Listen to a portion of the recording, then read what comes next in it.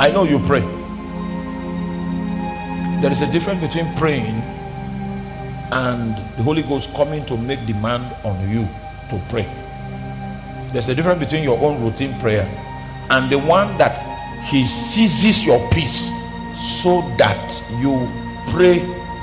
There's something he wants you to bring to the table, and once you have not yet fulfilled what he's asking you to bring to the table, he will keep you captive in your heart.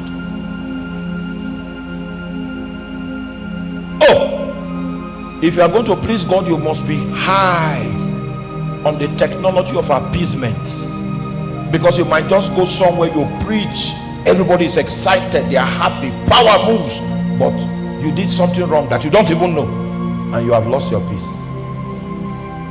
In traveling to see how long it will take to get your peace back, sometimes a particular time, because he said that after my first degree I shouldn't go to school again. Then I started pastoring people that were working in the university, and they came to me and said, you can be preaching and doing your masters, stuff like that. So I said, okay, go and get the admission. The moment they brought the paper that my name appeared on the list, I lost my peace. And my peace was lost for 1 month. Have you ever been there? Don't try to be there. For 1 month, my peace was. So the person that went and got the admission for me, was in a financial crisis. I said, come. That admission you got for me, I paid, but I don't want to do the school again. Can you look for a way to collect that money and take it? He said, no problem, because her husband's elder brother was a senator then. So he went to the bursary and called the senator's name, that I came from him. This person doesn't want to do school again. Return his school fees. And they drew up a check that was blank with that amount. She brought it to me, and so he drew up a check in my name with that amount. So I went to the bank, withdrew the money and gave her before my peace came back. That was 1 month after he left me.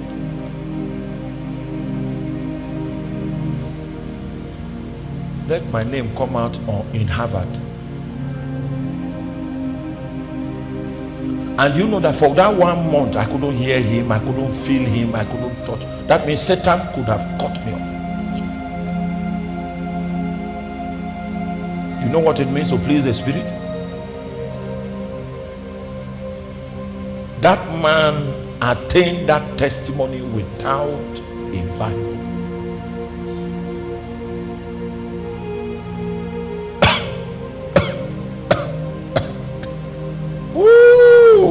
I was preaching on a crusade in the University of Federal University, Mina. The souls, the harvest was huge, and I made a statement. Not necessarily, I know, it's not a bad statement. I lost my peace. So I knelt down there, and the keyboard man saw that I was kneeling down. He felt I was worshiping, so he brought one song. He played one tune. I cried. He played. I cried. And then people started crying to God, crying to God, crying to God. Thank God for what they were doing, but don't go now. Then he now came back. I now stood up. Hi. They now say, I'm a spiritual man. What was I discussing with? I called the one that I wanted to the disciple, and I told him I made a mistake. So I was pleading. The rest felt I was trying to enter something. I said, I made a mistake, and I was trying to make it up with God. What use is it to continue talking when you know that he has left?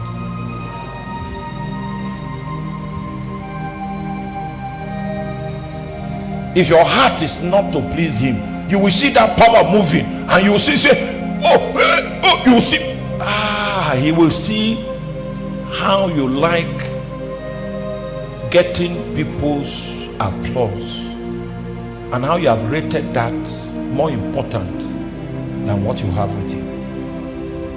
Enoch was seamless in the art of pleasing God.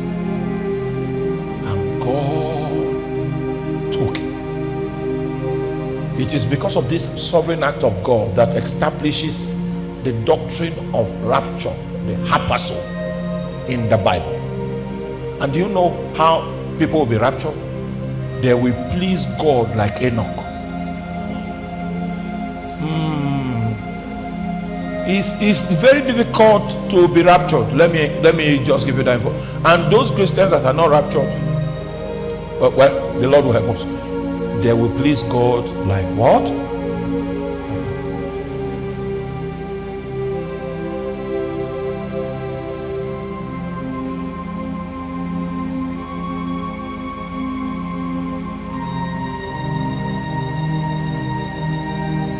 Should I tell you something for free? Sometimes it is not sin that will make him walk away. What irritates him was that you behave like a man. Maybe you have a problem with your wife, you analyzed it.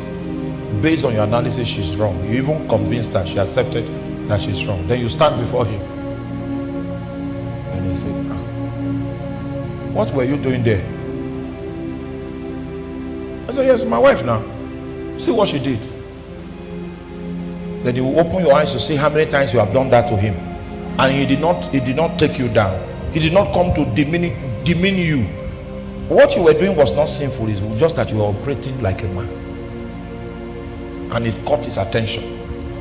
And he decided to protest. Enoch walked with God. And he was not, because God took him. For before his translation, he left this testimony that he pleased God. That was how Jesus was. This is my beloved Son in whom I am well pleased. That's what I want him to say concerning me. I am pleased in you. Forget about the battles, the warfares. Get his approval and see if the way will not be paved for you. Get his approval and see if the highway will not be graded for you to pass.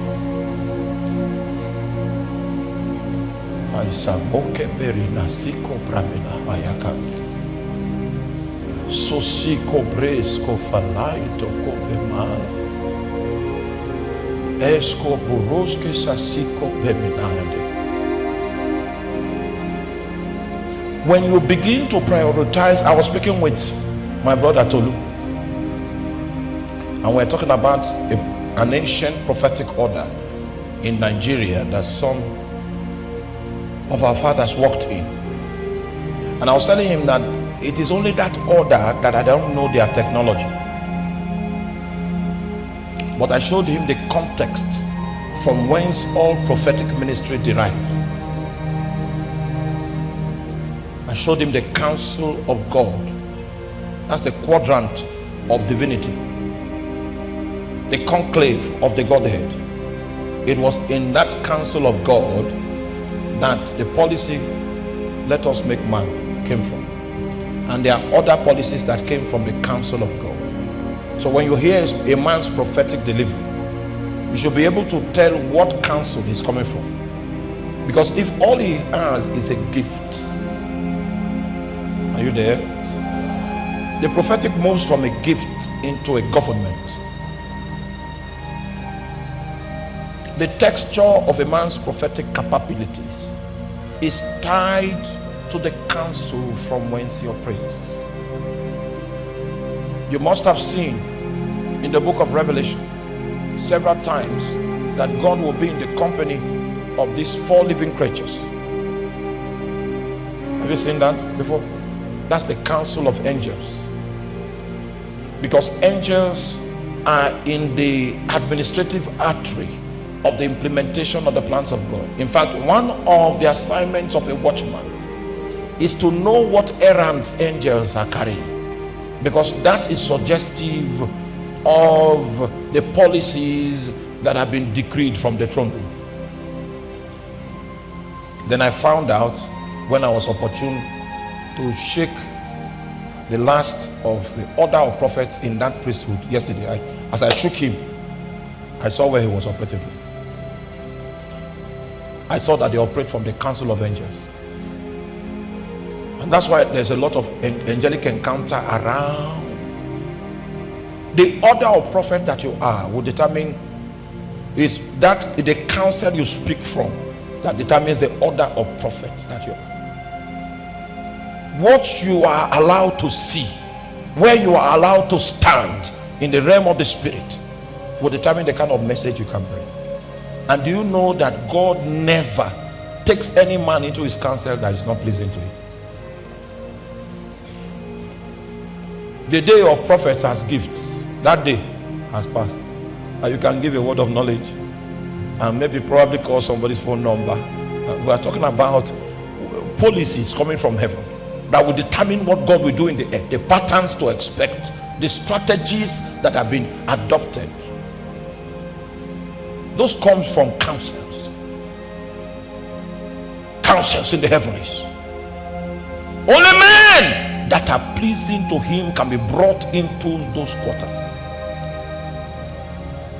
My time is spent, and I need us to give the prophet a window to bring counsel to us. That is in his prophetic ministry. Now see, before I come down from this place, in the book of Revelation chapter 1,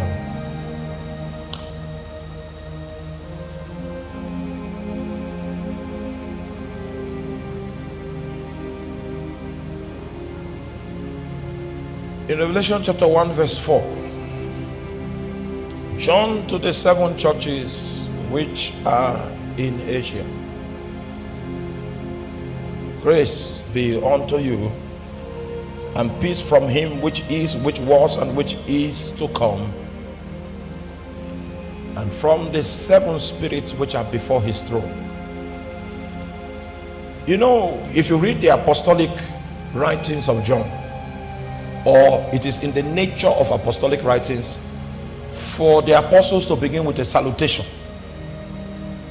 Many times, if you can decipher that salutation, you will understand a lot about the context from whence the speakings have come. But in the case of John, in the book of Revelation on the Isle of Patmos, instead of him to bring us greetings from places on earth, he begins to bring us salutations from places in the heavens. So he brings greetings to us. He brings grace and peace, and the one from whom he brings grace and peace is the one that was, the one that is, and the one that is to come. So part of the counsel that he brought to us came from mouth to mouth spoken words from the lips of Jesus the Eternal. He brings greetings to us from where? From the 7 spirits which are before his throne. That's what I mean by government. See, but because the spirits before his throne, are you with me? You are not with me. There are 7 spirits before his throne. And so when he sits on the throne and he issues decrees, this is what I want to do. Those 7 spirits before his throne, they go into the earth to begin to implement the decrees that. So that's what I mean when I say the council of heaven. Are you there? So those are the agencies, the manifestations of the Spirit of God that will be moving into the earth for implementation. It is from that point that we have the judging lamps, new levels of discernment coming, so that even though this person is preaching with the right scriptures, saying the right things, the spirit by which he's saying it did not come from before that throne.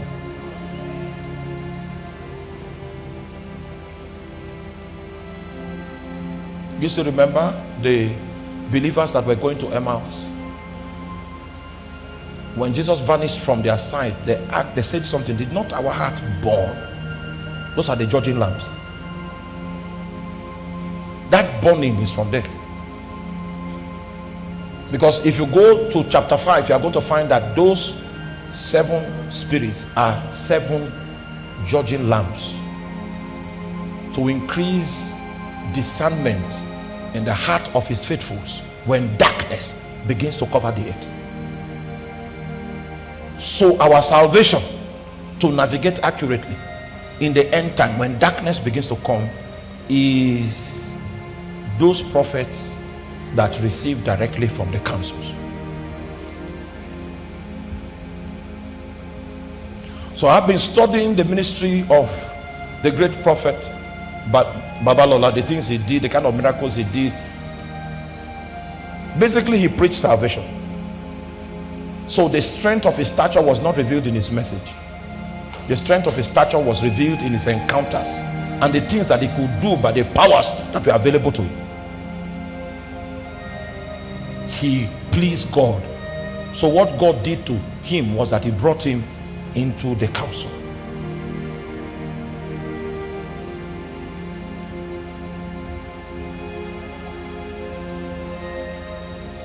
One of the things that God does to you when you please him is that you become not. You are not. You are taken from among men and brought into the council. It's just like somebody takes you from his living room through his dining room, you navigate through the kitchen, then through the corridor, then he takes you to the bedroom, and then he tells you something. He would have been able to tell you that thing in the sitting room, but everybody there will hear it. But he takes you to where people don't come.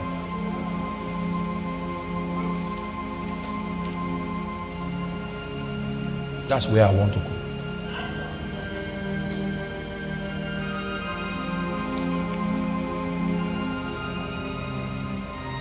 That's where I want to operate from. I now showed Tolu where we operate from. That one I will not say to the public. It belongs to us. I said, Tolu, this is where we operate from.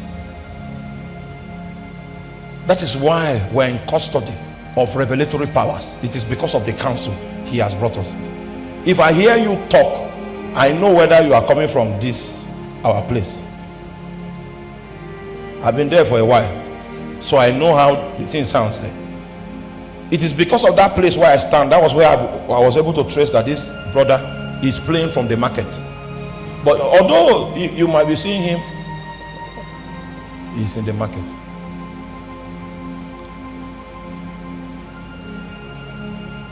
I showed him.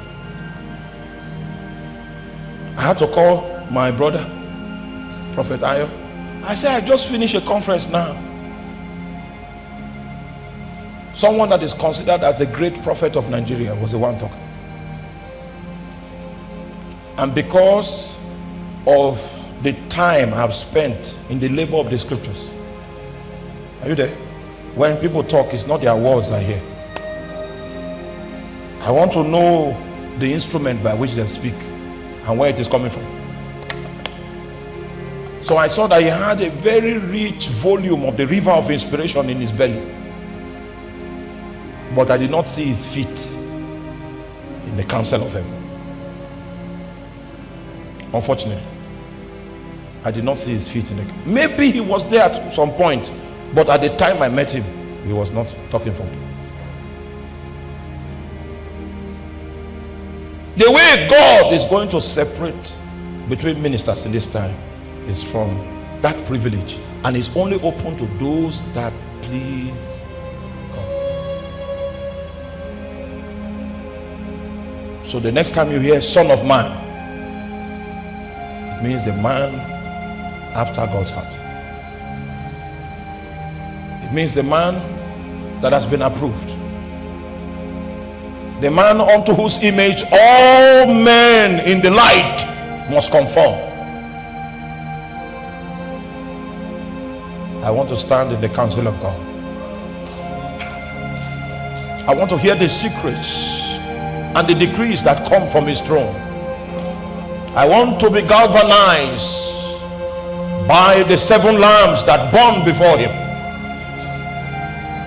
Let the workings of the administration of spirits that come before him be seen in my life, in my witness, and in my testimony.